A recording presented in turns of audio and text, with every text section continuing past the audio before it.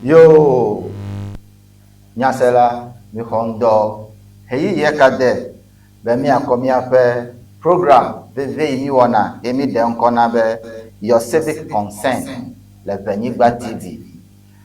Ne Ofe TV, Mele Benigba TV, ke Elenu Gandebou, ne ou ame yegere Benigba TV, Jila, le Ofe Facebook.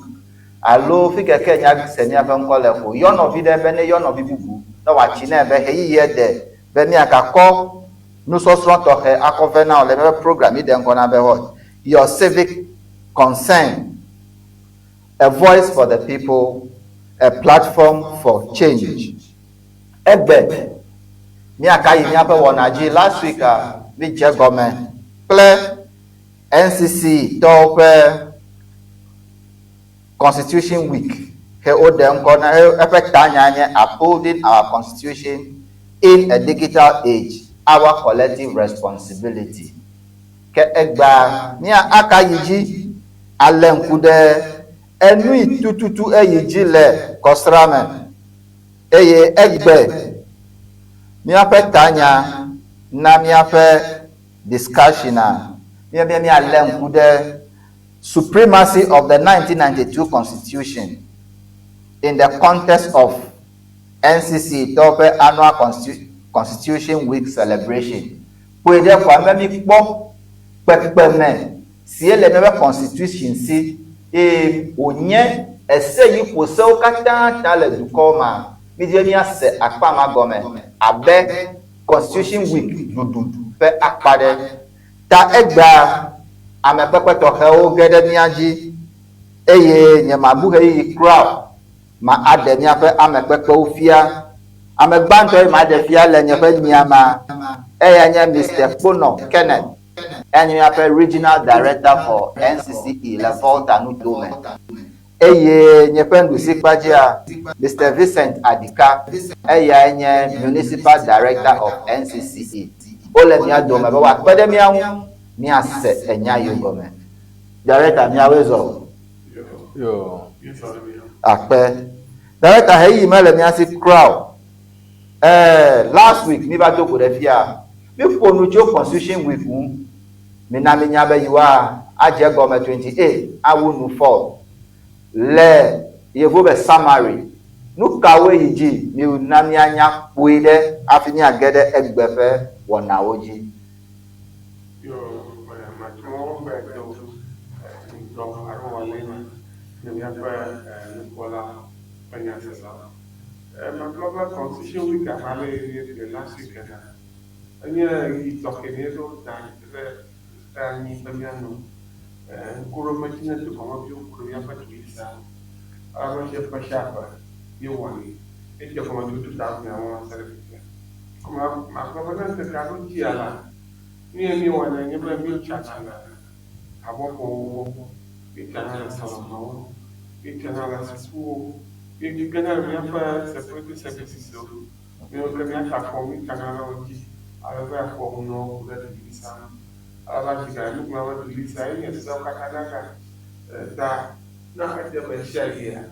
And on somebody can share. Not a small here at Bamayan. But no, never a battle as somebody. Makagiba nyawano fiaba anojero ilisamo abacha nije nyapa tukoni kwa mwenye bisema haro pia aloyo mbano na sapo jiro lote ile duru motia eskete jisba amara blood na no sio akunu kwa mano ya ndo kama kitu pale kama ile tapasha pale tenta kadi non kuno majina to come of your away by American Ramami, as one Bamia, Ali Rashi, it's about rapport how you viola, ma, you cannot notice. I beg my have never in a for take out of the paper, give more no. Ya pongo mi facilita ya como ficar en un ya fa wana awe be na kaka awale wala tia akpe ke nyasela me gbe sigede be mon koko hasu asi o be na tando be gbeda sida mi le WhatsApp number ejina tando e danya 024 337 527 024 330 7527 ne ko ba WhatsApp to fumi kwa mi asi no nye ba bia yo contribution yo mi akne eduaja na se director me de kuku 1 week ade no ka nya fa major takeaways e na gba yo yi the food takeaways ka wole na popule ya finya gede egbe fe supremacy ji akpe abali mi doje kple miaƒe nkpɔlawo le kɔsi ɖe ava yi be le constitution week ƒe emɔzɔzɔ katã miaƒe taɖodzinue nye be dumeviwo naga asi eye woaganyɔ ku ɖe edulisa ƒe gãnyenye eye dulisa ƒe ale mia katã dɔdeasi le mia si be miakpɔ gbɔ be dulisa ele dedie mi gblɔe be tso mixo independent dulisiwo katã nɔ anyi va yia hea dzidzi le wo katã ma eƒe ade ko nɔ gake hea mi le ɖe asi egba tso 1 January 1993 va se ɖe gba eƒe blatɔ̃ ƒe zɔlia mi zɔ efia be nane kokoko nye ŋu mi le dulisia ŋu dze be mia katã miali ɖe asi ile ele le ɖe asia mia azɔ adu kɔge ɖe dulisa ƒe taɖodzinu be dua natama atsi eye miaƒe ŋgɔyi dɔwo nava me eye dua ƒe gakpɔmɔŋu ne viwo hã watama li ka ame sia ame nanɔ ablɔɖe me enye dulisa ƒe taɖodzinu ɖeka yake mi kpɔkpɔm be dua na azɔ kple eye mina miaƒe nukpɔlawo se gɔme be taɖodzinua mi kɔ le eƒea ƒe zɔlizɔzɔ me be mia uphold our constitution in a digital age, our collective responsibility. Be le yiyia me ake mɔɖaŋu ƒe mɔwo wonye nu ɖeka ɖe ake va nɔ anyi kple mi woe be le dulisa dɔdeasi le mia si be mia anye dulisa dziwɔla le yaʋala dzi aganye dziwɔla le miaƒe mɔzɔzɔwo me le kodzogbe hã emi gbɔgblɔm be le emɔ katã ma enye dɔdeasi le mia katã mia si balia miaze miaƒe yaʋalawo dzi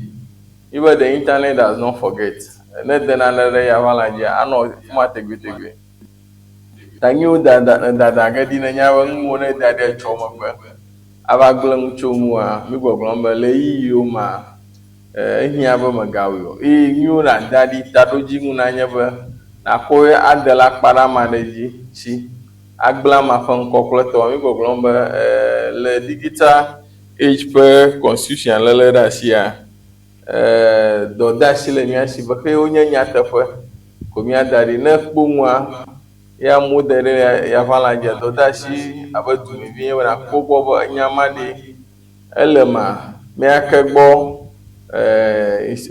dɔwɔƒe yake wo be ye ɖe nyama do ɖe atama kpɔ nyama le eƒe website kple tɔ ne metama kpɔ wo kɔna ya be ame aɖe ko nu xɔ me ege ɖe kɔmputa dzi ewo nane be akɔ gblẽ ame aɖe ƒe ŋkɔ esa gbɔgblɔm be ne wo hã kpe ɖe amewo wo ma nye miwo medze gadzi mamawoa esa tama ku hã ta dɔdeasi le mia katã mia si le constitution week ƒe yiyia be miase gɔme be nu yiwo ke miada ɖe yaʋala dzia no anye nyateƒe manye nu yake agbe du o anye le akpa yake emegbe ne ese va kua nava nye ame yake ava nye vevesela le ese ƒe wɔnawo dome.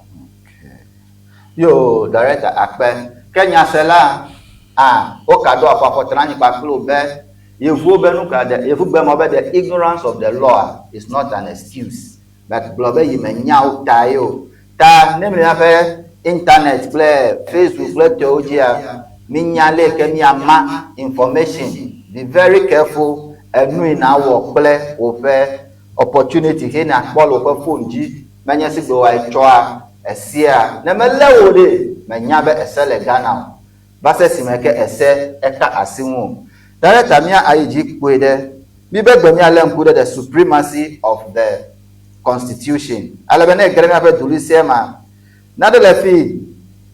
This constitution shall be the supreme law of Ghana, and any other law found to be inconsistent with any provision of this constitution shall, to the extent of the inconsistency, be void. Bibe Dulisia eyaku esew katanta gomedede alo gomesese gobi ka ele enyagbema menami director.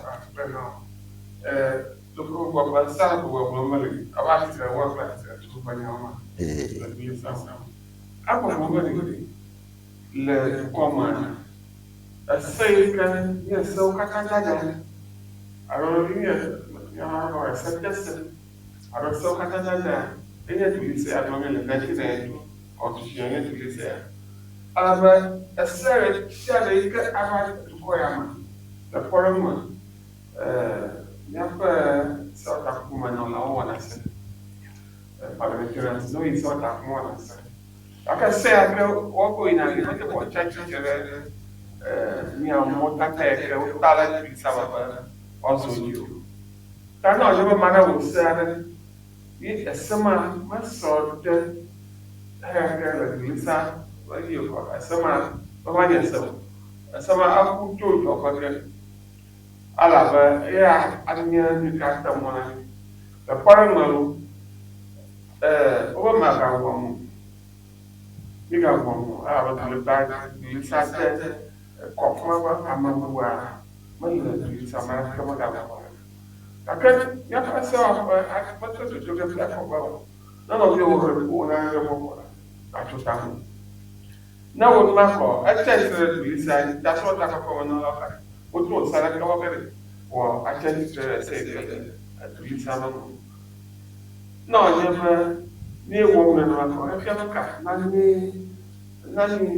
mo so ti mi so so re no ni fa bi e we na ko awa ka we ma ka chu a ko sa ro bi ti apa ko ye fa ko mali so na ni ta yo ko sa do bi ko e ya ma ro ma na ro mo ko tu ta ro ara wo na le ke a ra ma fa ma ni na na sa ko ma ba But the boy in the mom. Never ever do this chapter 5. Up to Yapa Glory television about Gloria in summer. I look quite a number of walking talking. Alaba Abdorica Maunamia. I'll Indian brother, what she talked to over fundamental matter. I don't think a horse shall have whoever other part of the list. Yes, we listen to them. We cut out what them, but then them. I know them young one. Yeah, I said, Yanu, or yes, so say, but my mother, but I can't remember. I will say that none of you some of our religion. That's what one said with the yellow view. Our current what is the way you phone to a you say, a certain time never. Mana kemakawan nakati aja kalau namanya gila satu karena mana aja kalau namanya gila satu aja namanya tu dulu dekat apa mana aku sah dulu kerja ini aku tanya kali kau jawab mana jangan aku masalah mah karena apa ini berasa apa alih rumah sama ni ini macam bernontoma aku perlu jangan apa Madai itu apa mereka ni? Apa berada di Malaysia atau Malaysia? Sana mimo, atau peluru dah. Aku nyama aku yang bukan. Aku mula aku beri. Ni aku orang muli. Aku jamulah sahaja. Aku orang macam. Ama tulisah apa yang nama ber? Kerana masa mafia badu ni nama ada wo ese ada etitre dulisian gake wo sema ko do yin hetona enya be dumavia monu popo le be matan yikonu wa donu mado ya no donu mado de enu imabude ma pomo no popo ga popo de eteba la parang la se wo mari ma kakari ba mi kata la sota poma afi ko kata sama lenya bi onye jono tal hama ma afi ma na ko la shula sapa ona o sala ka ko la o bla la shua ni musa sala to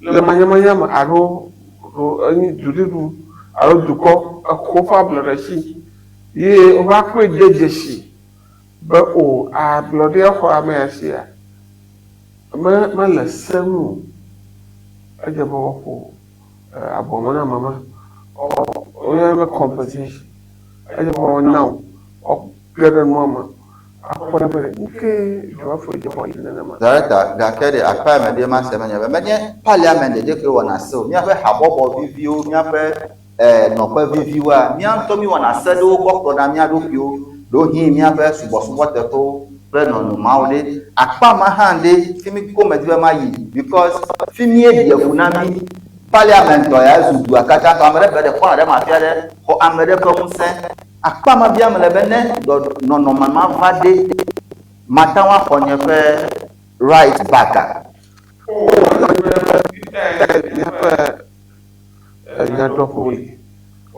General Sam High Court, Court of Appeals, plus Supreme Court. Young man, say I can o'clock lawyer, no child to regulate someone. No, you will try to regulate someone. It's a or you go burn a woman or a trainer. I want you to get up on now. The problem I don't know your office there. I don't know what low could do some a scare will be all a habit warmer. I try to do some. Ye ma me provide for no never have what started. Ye a semi church never do someone. Na never a summer yourself. Now you never yourself that. Not quick on the map of me, huh? Oh my God! I just said you sang tell me a sound, you. You tell no or she get a woman. I just want Jamaica young to Japan sing or I tell you some more work. I tell about one of the people. Oh, sir, but no, never Jacola Sagin, you'll have a woman. You proper, and for the require, I will have a woman, Samuta. Your course will walk up. Na Jacola Sagi for her. You know, I know you there. Miami, I can't tell you some. That is some way. I'm going to get sacro. That's a woman. I mean, I can't get so. She got piano. Some American walk with I do some call. I can't get so. My brother, how mama, a sarong on Yapa Duma by the Corman, the common, traditional of Porto. I can't say. Machete dulisamo yemi kone danamo alaba dulisanto ma mungu sala sala dulisamo sabi yo la forum afilo kodari afiyese alaba yapo tuma sabi yo apalo sabi kaka onye sabi kaka onye machete sala dulisamo ani baba onye sabi kaka tala ni mo na na machete sala dulisamo yes, you never do much. Never have a woman. Never do much. Yo, that's my brother that you are called key features now. Man, now, for the one there. Let me have a medidio, my feeling to my fear. I bet my feet do that. Open your more magic to let you ademo. And no matter a set meditation never do listen with you. Gaka could get the way a commission I see. That's a I'm kind of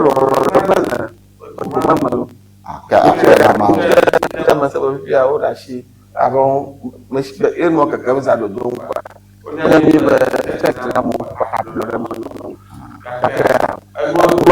tu vois dire ça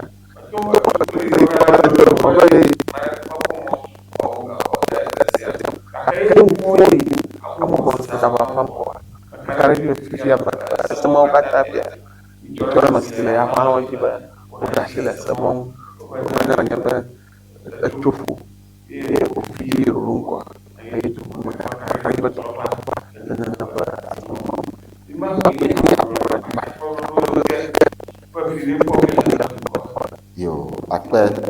Director, ma agedejio. Key feature, you have key features. Nu kawomi atanto aseji e onami nyabe alo ke le wose do mi fa constitution na ke mi aglo be nye se po se o katanta. Akpa abale ya director Gridongo. Emi ba ese po se o katanta lo se o katanta da. Mi gbogbo be nye ese kokoto le se o katama e kokpede nwa ese ma mi o kata le du me bi o kata le do po ba me de ke de bi kata mi deda eta gune dulisa ala be nye kokoto.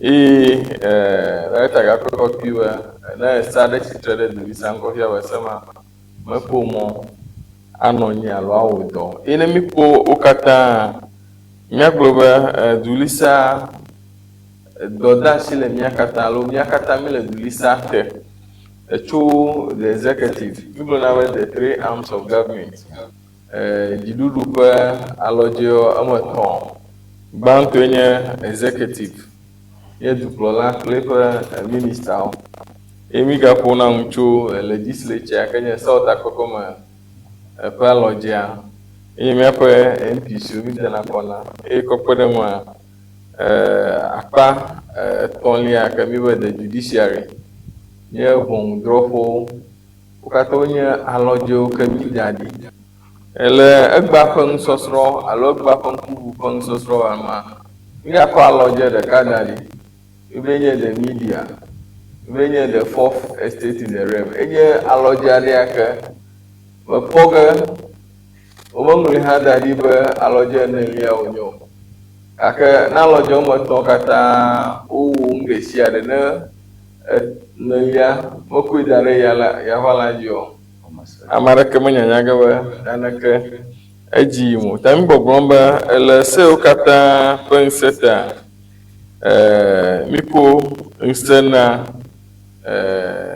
the upper the car aloje the car kanye the Supreme Court well judicial review play enforcement ali asana odo na madagli le safe do jina president into angli if vice blame o dashi dona dulisa gbogbomba Supreme Court po unse ile nse ma Supreme Court po a be yana dododo na valo pe afozozi aka meje so in a parliament in Togo ha wo sare yes statutory dulisa nwa na dibiare ponya ma ko ide Supreme Court and sele Supreme Court dibe act of parliament ma pa pa aka chitrede dulisa nwa wadi da vale mi po le yi adova yi fiade ko the Chieftaincy Act pa da ko ide Supreme Court be akpa aka wona to fiade yom ima tamazo de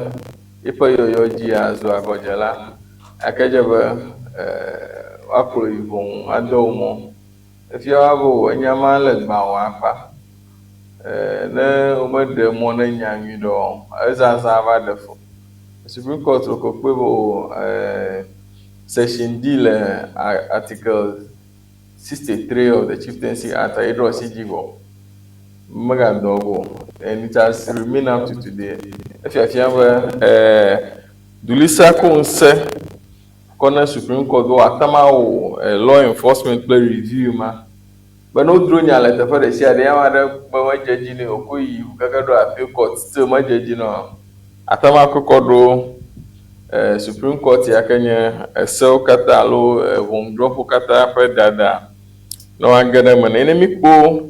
Mibe dulisa nya so kata da ese o kata letter dulisa mano ko agapo right upon chapter 5 panya fundamental human rights Gakede mare kula fina geda famna ebronya de wona mvide Supreme Court efonu chofe review e enforcement ko pe Gakele nyepenu poponwa police enforce na law alo constitution na police we no enforce law leke Supreme Court na aka nya de say enuka ameye na adodo aka enforce yakpama na adam na mvie emi esape ejiwowo fight baji gbogbo nsa ela ma ɖe si ama ya gba ɖege na ma ɖe gbe vɔ le gbeɖeɖa kpɔgbɔ be egbeɖeɖa wɔ edzi wɔ eye gbeɖeɖa ƒe dziwɔwɔa eye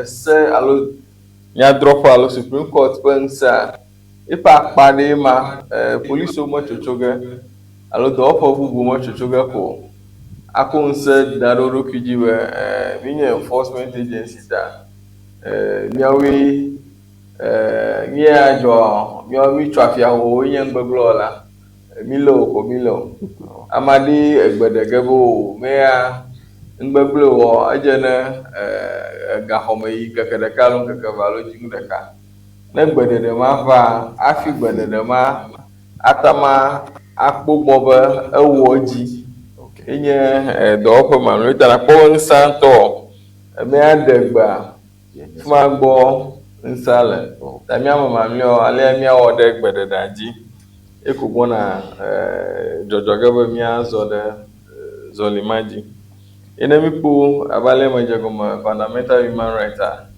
ewoe ale gbegbe be duƒea le dumeviwo si ame aɖeke mata ma axɔe le wo si o duƒea be right to life be míanɔ agbe ame aɖeke mata ma xɔ duƒe ma le mía si o be míata ma agblɔ nyawo le dzidzi na mi right to speech duƒe ma ame aɖeke mata ma xɔ gake ne ŋku ma nanya be they have right be aƒo nyuie agblɔ eƒe dzidzi gake wò dzidzi nya megava dzɔ be wòava aɖe amenyenye le ame aɖe dzi adidi o eta mi kpɔnɛ gbawo tso gbe be ame aɖewo woyina xɔŋu be defamation of character ame aɖe ƒo ŋu eƒe ŋkuƒoa edidi eƒe amenyenye te be dzi be ʋɔŋua ne ege ɖe me nɛ míaƒe xɔse ƒe ɖuƒewo be míata ma adjoin association wo kple tɔ ŋuwo katã nye dulisa ƒe akpa ɖe yake mi be nye entrenched provision mi de kɔ ya le gbegbe be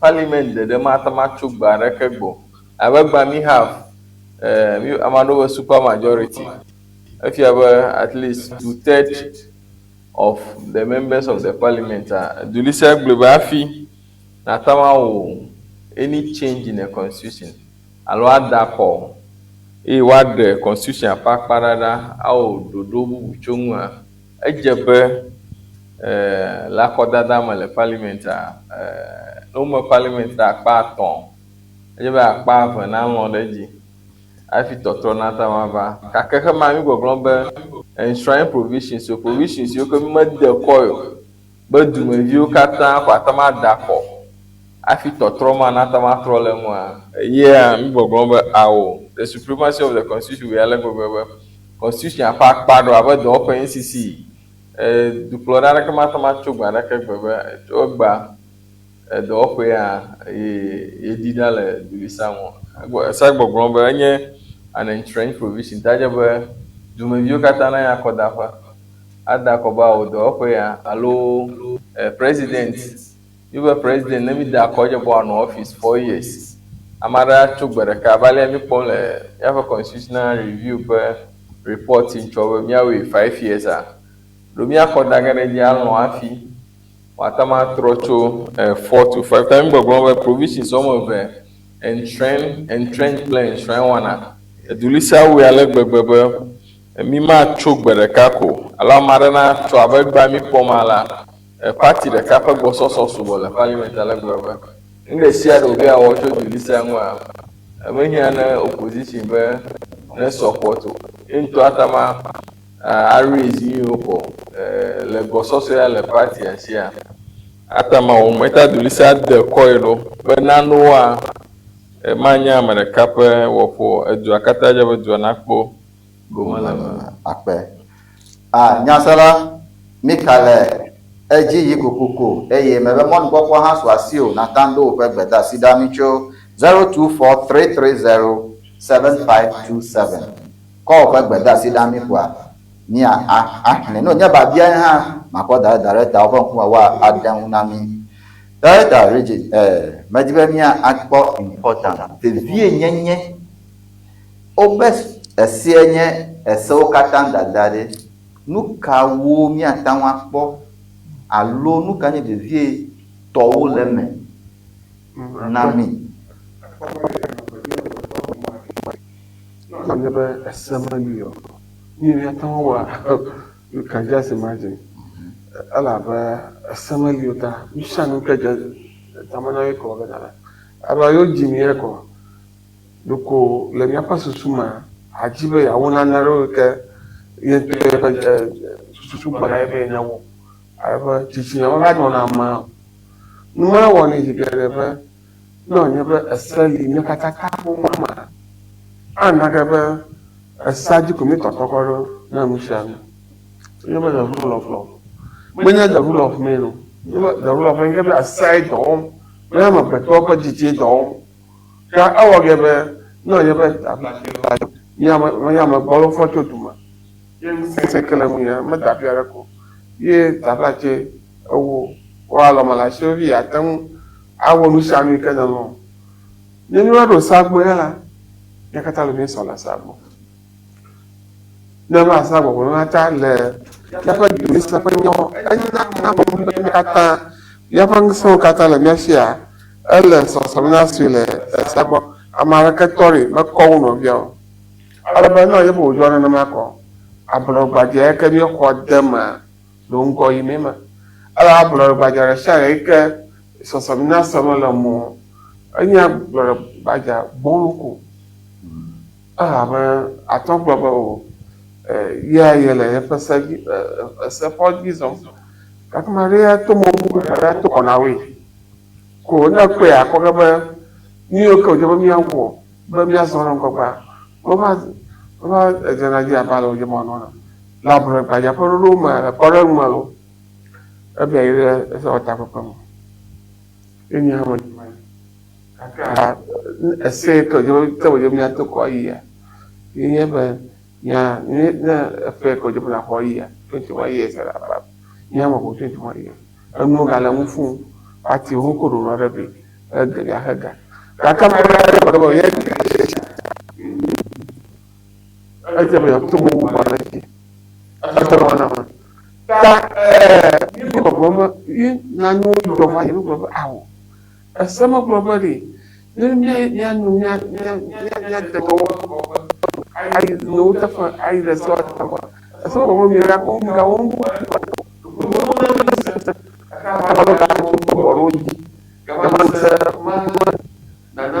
ado ŋusẽ amewo ese me wɔ ɖe.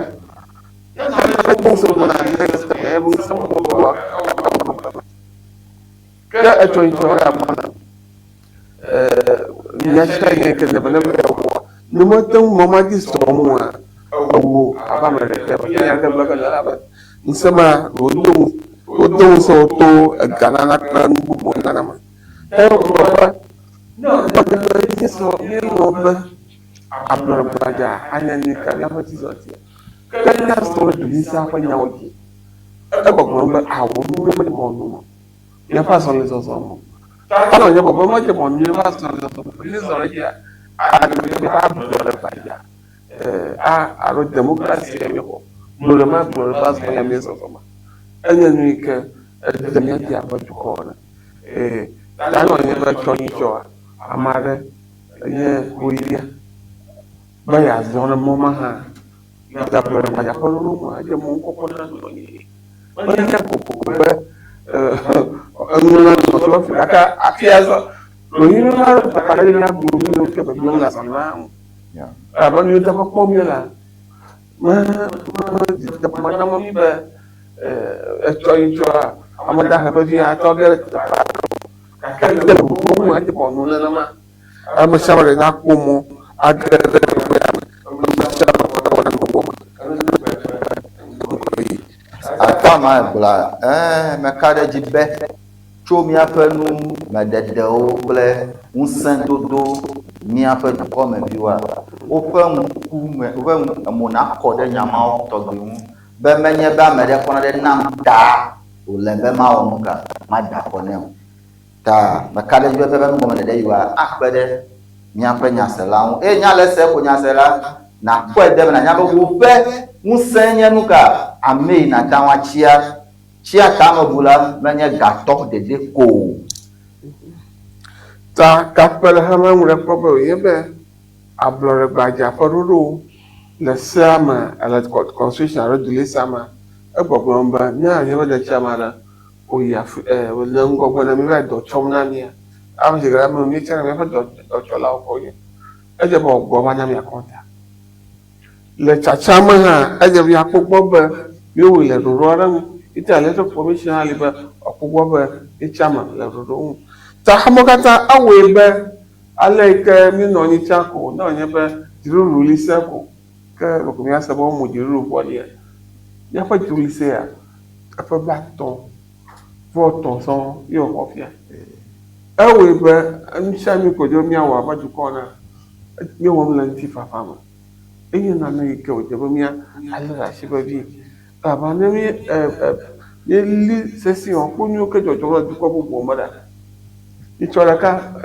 memali ma ese be amedzagla wova surround alo va ƒoxlã woƒe kapita Bamako wònye nutɔ he hafi woƒe fafa gege ɖe me fifia gake fi ke míaƒe ablɔɖegbadza ƒe dukɔmeviwo se gɔme be ablɔɖegbadza yi ko nye emɔ yi ke dzodze míazɔa ewɔnɛ be ŋgɔsesẽwo nɔ anyi mesia menya be o ame aɖeke mate ŋu amu dziɖuɖu ƒo anyi ne menye dukɔmeviwo ƒe lɔlɔ̃nu wònye o to míaƒe akɔdada me yi ko míate ŋu aɖe dziɖuɖu la alo akɔ dziɖuɖu vi ta hewo katã ewɔ ge be míaƒe ablɔɖegbadza míedze be teti mie over 100 years ayi ɖe aleka kɔdɔ mía la anu tum ɖe dzi nena kɔdze bɔ ne me akpe yo director efi mi ɖo fifia mi ƒo nu geɖe gake enye abe edukɔmevi ɖe nye ƒe wɔƒe le nya yiwo katã me.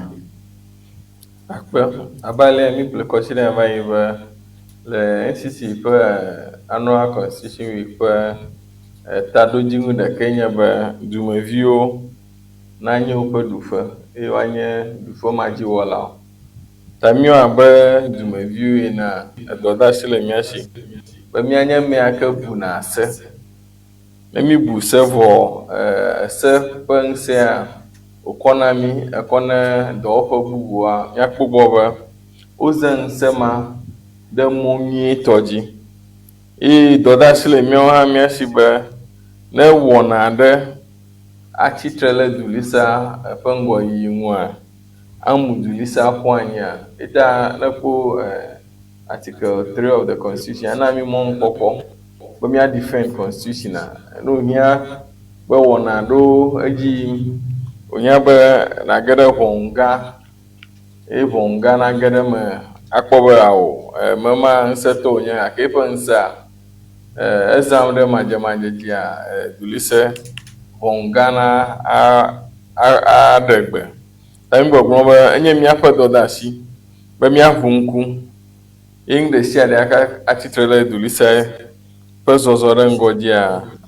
mía adze gbagba fi wòdze be mía repɔtwo na le yi aɖe va yia mi ƒo nyagba ɖe da be say something ta ne kpɔna ɖe ne kpɔ ŋuma ƒe dzi yia ŋuma ƒe wɔnawo aɖe fu ne dulisa ƒe tsitsia se ɖe mɔ na wo be nana ŋgɔtɔwo nanya eye kɔkpe ɖe ŋua edɔdeasi le mía si be míakpɔ gome le míaƒe edukpɔkplɔ ƒe nyawo ŋu. Ta dulisawoe ale gbegbe be míaƒe governance structure mi dze gɔme tso the unit committee le anyigba be dua ŋutɔ natsi amematɔ le electoral areawo woakpa ɖe assembly memberwo ŋu ne woƒe kpɔkplɔ. Ne mi tso le afi ma eva from the assembly level eva ɖo the regional coordinating council ƒe level hafi yi ɖe national level nye ŋusẽ yake le dukplɔla si ekoe ma dulisawoe ale gbegbe be mi didi ŋusẽ mo wòva anyigba be dumeviwo ŋutɔ nakplɔ wo ɖokui ta nenye dumevi ye ŋu ɖe sia ɖe yake nye dua ƒe wɔna yake akɔ kplɔ mia me dzi be atso ɖeke le mo alo akpɔ gome le mo efia be me kpekpem ɖe edua ƒe tsitsi ŋu eƒe ya gbɔna mi gagage ɖe district assembly ƒe wɔnawo eye míaƒe dɔdeasi be míakpɔ gome le wɔna mɔwo me Tami gbɔgblɔ participation in governance le akɔdada me, le nyamedzodzro me, edu ƒe ŋgɔyiyi ƒe nya, menye ame ɖeka ƒe nya. Ne mi kpɔ dulisia li fifi le, mi gblɔ dulisia me etɔ̃wo katã va yi ake agbadagbawo le kɔƒua nya. Mi be woze consultative assembly. Wokotse senya na eve etɔ̃ aɖewo nenɔ anyi nɔ aŋlɔ se na mi. Gake xeya li kpli mi fifi la, mi be woze constituent assembly. Wo ge ɖe dua me edzi agbledelawo, toƒodelawo, ŋudzralawo kple amewo katã ame over 250 ma mi tsa be wo ne yi ne wava da aɖaŋu na mi. Efiafia be mi kpɔe be ame gbɔsɔsɔ ƒe aɖaŋuɖeɖea etsina du. Ye woƒe aɖaŋuwo ɖea egba miagbɔ be eƒe blatɔvɔtɔ ƒe mɔzɔzɔ ya ata ma dzɔ be woɖe aɖaŋu detotɔ. Yina be mi le mi ŋgɔ yim lo. Ta mi gbɔgblɔm be nye dumevi ɖe sia ɖe ƒe dɔdeasi be ne wohiã be míaɖo míaƒe susu ɖa ku ɖe edu ƒe nyawo ŋua, míawoe le bɔbɔnyenye kple emɔ nyuitɔ ŋu. Eye ganye dɔwɔƒewo katã hã ƒe dɔdeasi be ne nye dumevi yine le dɔ aɖe ma, ese kple ɖoɖowo le dɔ dzi be nawɔ ku ɖe Ghana ƒe ŋgɔyiyi ŋua, natama eyi aɖe va be kɔsiɖa ɖeka va yi, mi se nyagbo ku ɖe míaƒe edzo ƒe nya. Ame aɖewo be sabotage, ame aɖewo le teƒe aɖewo woƒe wɔnawo wɔe be kaɖinyawo mafɔtsɔ. Míabia mía ɖokuiwo be aleke ne dumenɔ ganye dumevi nyui, yake wòdɔ de asi nye be edua na yi ŋgɔ. Ye woƒe afɔɖeɖe na woe be wònye ele habɔbɔ aɖe me, yake ne kpɔ be habɔbɔ ma ne ŋuwo yi dzi nyui ɖa ava dzɔ be mɔnukpɔkpɔ magava nui ta dze be míagblẽ. Biabie nye be eduwo katã yi ŋgɔ nenema wotua be dumeviwo nanɔ teƒe aɖe anɔ ŋu gblẽ ma. Ta mi gbɔgblɔm be mía katã dɔdeasi le mía si le fi yiwo mi dɔ wɔm le be míawɔ kpeɖeŋu ne dua ƒe tsitsi. Eye míaƒe dɔdeasia be dumeviwo ene. Yo, director ke ma si gedea ne mi va presidential parliamentary elections a edua mi dona zã gake no va assembly kple tɔ ma meta dzona ta no va ekɔda nyamiwo me ne enya be dumevi megbe nye me do ɖe do fafiam be le gbɔgblɔ fia me le dada le edulisia dzia. Akpe ekpɔ mi be akɔdada enye míaƒe dɔdeasi eganye míaƒe ɖuƒe. Enye míaƒe ɖuƒe elabena ne wo me yi o. Yi mía ne va wo kpɔ ɖe ŋu na enye nya mi gblɔna gbe sia gbe ne enye ŋunyala. Ye mia ŋunyala mi gbe be yi gava da akɔ. Ye mi ɖe asi miwo sevi susua me mekɔ wo ne va da akɔ. Ne woda akɔ ko míaƒe susu me mekɔ ekɔ da ɖe ŋgɔ ewo hã kplɔ ge. Ta nye dɔdeasi ɖe mía katã be míakpɔ gome le akɔdadewo ke míakɔ tse míaƒe ŋunɔla. Le tso mi dze local government concept ya gɔma loko womblanyi be le míaƒe akɔdadawo katã ma mi mekpɔ over 36% le district level election kpɔ. Gake presidential election mi yi ʋu keke kpɔ 83% wa kpɔ. Efiafia be dumeviwo ƒe susu alo woƒe interest le afi mi ɖa. Ame aɖewo kpɔe va yi be wònye party nyewo ke nɔna míaƒe parliamentary kple presidential election yake menɔna parliamentary assembly election o ye na nɔnɔme mɔwo dzi yim lo. Enye ŋu nye be mía katã míaku me kɔ be interest ke meli o.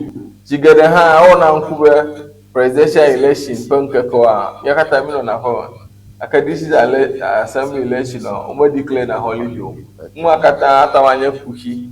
Wòdze míaku ŋu ma kpɔ be ŋke dzɔ hafi dumevi akpa gãtɔ medzina be akpɔ gome le local government election mo. Akpe nyasela míagblɔ be heyia ewɔ ye ka ewu nu na mi vɔ koe nye ya. Ta director matrɔ ɖe dzi o ne na nyavi ye le asi wa nakɔ na mi nakɔ ƒe concluding words wa akɔ kpe na mi. Akpe magblɔ be míaƒe dulisa ɖe. Rekwe. Enye nane yi ke mía katã míaxɔ ademe abe ame ɖekɛ abe yi ko míaƒe abe ne dulise meli o ɖe ke aleke wɔgbenɔnɔ ɖe atɔ tso fia dogo si ɖe efia kɔma ɖe la tso be o honene le asi yam akɔvi na elabe enya be sa ɖeke meli o ta ko míaƒe be le dukɔ ya me míedze agba ti kpɔ míeɖo va yi ƒo be eƒe blatɔƒɔtɔ sɔ nye míele dulisa me ɖe asi abe nyo be míanɔ ŋku ɖome dzi ne mía dukɔmeviwo be o dulisia exɔ mi kɔ togbɔ be tɔtrɔ ɖewo dzi be o tɔtrɔ ɖewo hã fi ke mío ɖo fia ewue na mí ale gbegbe ta míada akpe ne dukɔmeviwo katã be woawoe na be dulisa wokplɔ mí va ɖo fia ta mí gbɔgblɔm be wonya ŋkeke tɔxɛ aɖe mí le eƒe dzaƒe míɔm ta eƒe ya me abe ale mí gblɔ va yi nea enu geɖewo le to míaƒe yavalãwo zazã akɔ wò dɔwo ya ekpɔ ɖe be internet fraud ƒe nuwo katã misinformation enye nane yiwo ke gege ɖe míame ka ɖeke míatɔ zã dulisa akɔ woe be numawo na dzi na ɖe akɔte ta megblɔ ɖe dukɔmeviwo si be o nyateƒe dulisa kplɔ va ɖo fia le alɔ ɖeka ɖe mele atodzo o mía katã koe wɔ ge hafi dukɔ ya nayi ŋgɔ na mi tame da akpa na mi be na mi mɔ ŋgɔgbe ya. Yo. Director, na wunya mi na mi. Akpa abale ya wa ye le mi. Abale ya director da akpa na Eʋenyigba TV ne mɔ ŋkpɔkpɔ ya be mi aɖo dumeviwo gbɔ ku ɖe nufiafia tɔxɛ ya mi gbɔgblɔ be dumeviwo dɔdeasi le mía katã mía si eye míaƒe dɔdeasi nye be míanye sedziwɔlawo ye le sedziwɔwɔ me míakpɔ gbɔ be nu ɖe sia ɖe yake enye dua tɔ míakpɔ gbɔ be le dedie eye le ema wɔwɔ ma ye ko míata ma atu ɖe dzi abe du ene eye dulisa eva anyinɔge kpli mi ne mi ku me ʋu keke mikpɔ fi wòhiã be míawɔ ɖɔɖɔɖo ɖeka ava ɖa abalea dukplɔla ya le zi dzi edom ɖa edze dɔwɔwɔ tso enua ne yi ya de hã efi wokpɔ be kuxi le míawɔ ɖɔɖɔɖo abe gbalẽ ake nye agbegbalẽ nya enye mía katã míaƒe dɔdeasi míakɔ mía ɖokui kɔ de me ye koe míata ma wɔe be míata ma tu du ya wòanyo eye mava dzɔ be dumeviwo natsi vovo me ame sia ame mɔ ŋukpɔkpɔ dzi be yeazo mɔ yi gbeta hafi agbe nanyo ne míata ma nɔ fia agbe nanyo na mi akpe miawoe va wònyo ke nyasela ma kɔmɔ ŋkpɔkpɔ ma da akpe na tɔxɛ ne wo me le me o nyeme ka ɖe míaƒe anyinɔnɔ le fia adze fiato adze gato enye dzidzɔ na mi blibo be hesia yi ne mi ge ɖe mia dzia mi kɔ ne míaƒe ekaƒomɔwo dana ɖe Eʋenyigba TV ato nusɔsrɔ̃ yawo me kple mi ka le ŋgbe do na mi be miame yiwo meta se míaƒe ŋkɔ egbe wa mɔnukpɔkpɔ le asi o be meme ɖe agbe fia ganyi kɔna gasie kia woaka gbugbɔ aƒo ɖɔɖɔɖo enu ye mi wɔ gbe na o eye blaɖa ɖe sia ɖewo gba no nyaƒo gatɔ̃ ko mía nɔviwo tso NCC wole klalo woaka va nae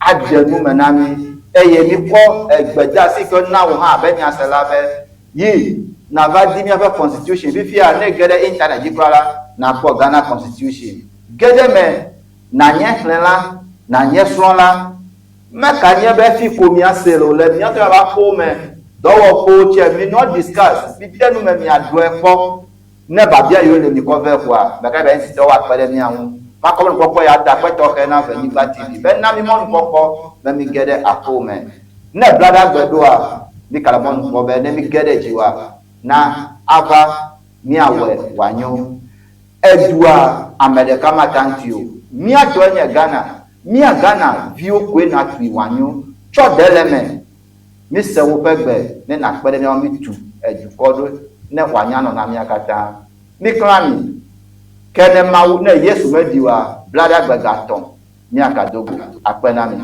miawoe va wònyo.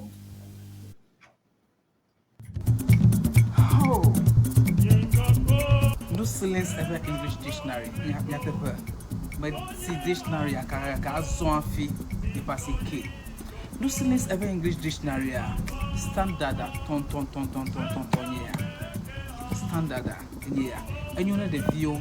And you know the view canola basic level, and you know Americanola SHS, and you know Americanola University, Alola language, then you make a maneuver by you, and be a strong but Praha, Muslims ever English dictionary, and you know her. I must make an never the Mujura Po, and be a strong but Baha, Muslims ever English dictionary, and you know Mama. Nella Dilla was so mad than a player. At place order Amazon, allow number can follow screen Nigeria. Open the method can now sub official Ficanella, Yako Muslims ever English dictionary, Aqua Coveno, Muslims ever English dictionary, and yon Tom. Oh, Muslims ever English dictionary, Yateper, but see dictionary, a caraca, Zoafi, the passing key. Muslims ever English dictionary, standard, ton, yeah. Standard, yeah. And you know the view. And you know the view canola basic level, and you know Americanola SHS, and you know Americanola University, Alola language, then you make a maneuver by you, and be a strong but Praha, Muslims ever English dictionary, and you know her. I must make a never the Mujura Po, and be a strong but Baha, Muslims ever English